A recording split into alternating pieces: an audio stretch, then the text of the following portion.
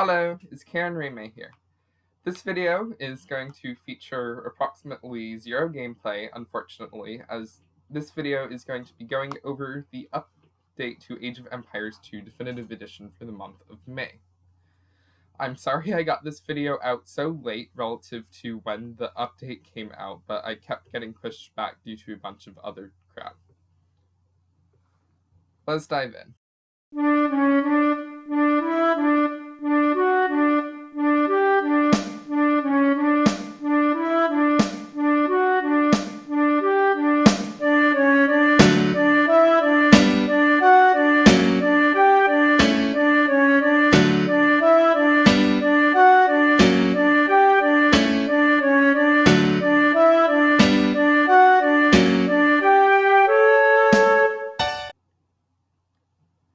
With this update, as per usual, there's another event, as events usually go to the middle of the month and they unlock a couple of special profile icons and cheat codes.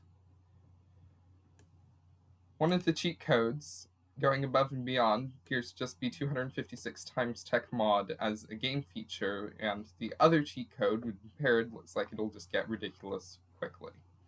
There are some updates to game stability, performance, gameplay, some hotkeys, new dynamic grid, which I like it always on in like 40% black, but other people like different things and I'll totally respect that. Organ guns have production research before you can convert them. Updates chat filtration, which is really good because the chat filter is really getting on everybody's nerves. You literally could not type in the taunt 11, which is laughs. It literally makes the game audio go ha ha ha ha. You could not do that. The game censored that. But now for the bulk of this video. Civilization balance. Chinese, Mayans, and Incas no longer have their extra starting stuff in the Empire's War game mode. Granted, I don't know anybody who plays it, but it's nice to know.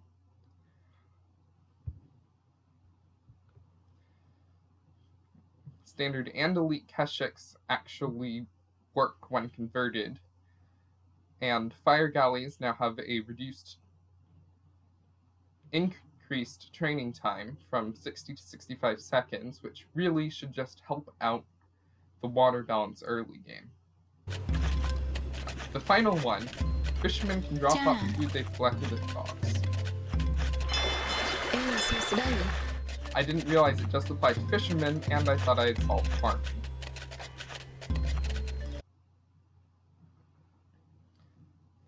Bulgarians can no longer research and train paladins, but Stirp's technology now affects all cavalry units, not just light cavalry and Conic.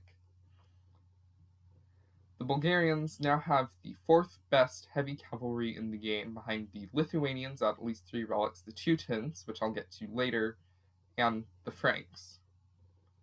To be frank, this update was basically a massive FU to the Franks. Ethiopians' torsion engines increased the width of upgraded Scorpion projectiles. Go Scorps. Glad the Ethiopian Scorpions are like amazing now.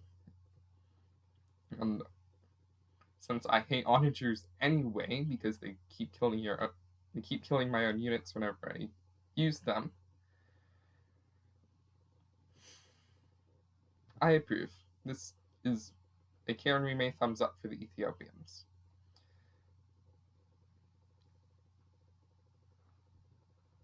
Goths now receive the Loom technology as a civilization bonus. Rip to the Aztecs. Back in... definitely in Conquerors. I don't know if they still had it in the Forgotten or HD, but the Aztecs had Loom free, and now all they get is plus 50 gold at start. And now all of a sudden the Goths are the major Dark Age power, as whenever the opponent researches Loom, they're automatically now a villager behind. The Indians got their fishermen heavily nerfed, probably because fishermen can now drop off at docks. Italian fishing ships actually cost things, and now to what I hate. Khmer got nerfed. Reduced the work rate of farmers by 3%.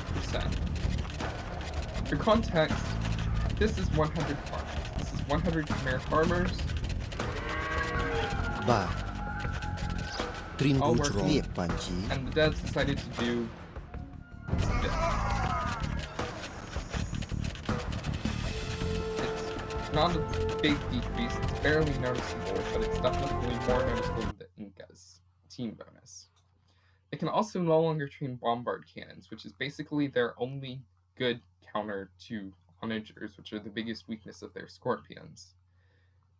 Granted, the onager line is still less effective against Khmer scorpions because of the 1 extra range, and whenever someone tries to get an intro-worthy shot, that does not work. The Lithuanians got a really nice buff this update, so I'm glad one of my favorite civs got an update. Latest, Standard and Elite, adjusted the training cost from 50 food, 80 gold, to 70 food, 50 gold. Latest, now by all accounts, and not just some accounts, cost less than the Nightline. This is arguably great. No, it's not even arguably great. It's just great. Latest, reduced training time. Elite Latest, reduced training time. And Tower Shields, reduced cost to research from 800 to 500 food, and increased the bonus pierce armor from +1 to +2. When I first saw this, I'd completely forgotten that Tower Shields doesn't give a melee armor bonus, so I'm like, Tower Shields on the Lithuanians are basically Parthian tactics on the Mongols, because it gives a little bit of an extra bonus, but is basically just a more expensive replacement of the generic technology. So, Lithuanian trash is still suboptimal, but they're at least closer to the best that it could possibly be. Not to mention Lithuanian Imperial skirmishers and genitours.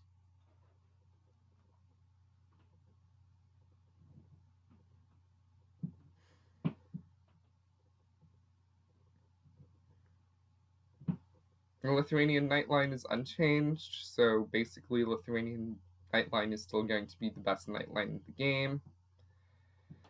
Even with the new Teuton buff, which, as I said earlier, I'll get to later. Malay had a bug fix, which is good. Bug fixes are always good.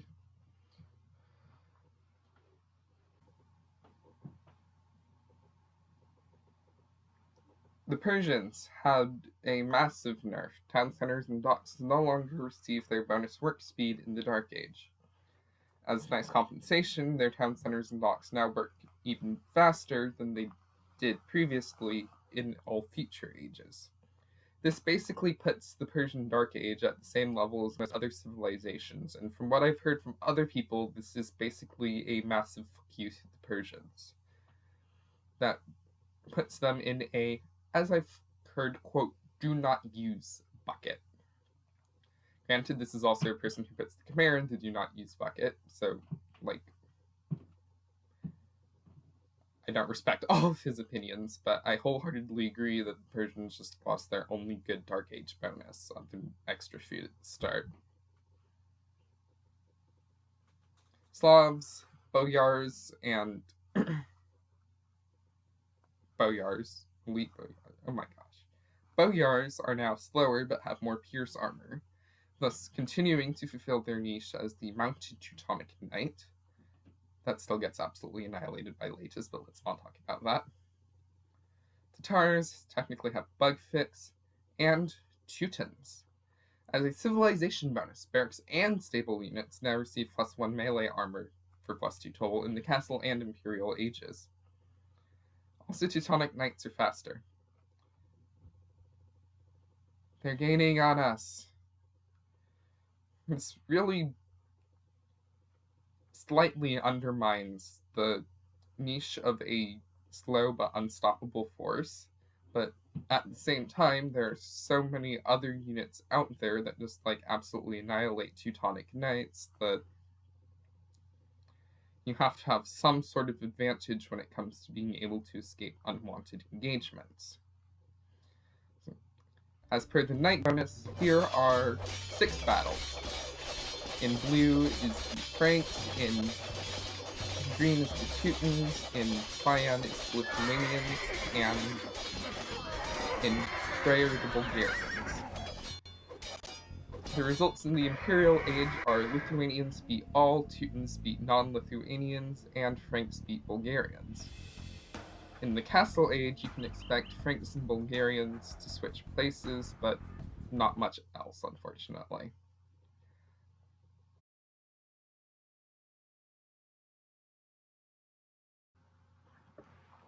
Random maps. Some general improvements, starting villagers and herdables should no longer spawn in the same tile, a bunch of reworks, so much reworks. Menaces to random map, lobbies and matchmaking.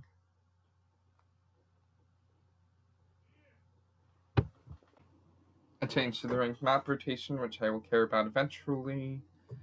And finally, fix that bug with the audio that's been bugging me for a while now.